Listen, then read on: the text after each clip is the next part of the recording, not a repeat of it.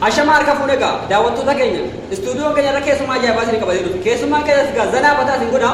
kanaafuu waliin tura isin jennaa mee maal dhammatu keessumaa maal dhammatu isin immoo invite share godhuudhaan dhiyaadhaa ilmaan Oromoo qulqulluun gamanumaan garaa sirba keenyaatti gaa yabaatee shanee walitti kaatee shanee walitti kaatee yabaatee dubbii kitti jabaatee Egabe nungala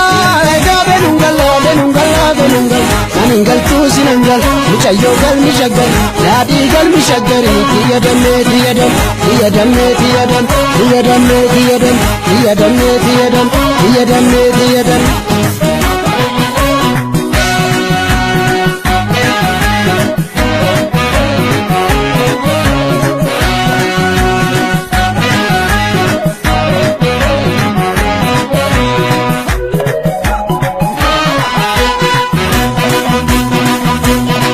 Ya wala litu tibasi ya dembaritu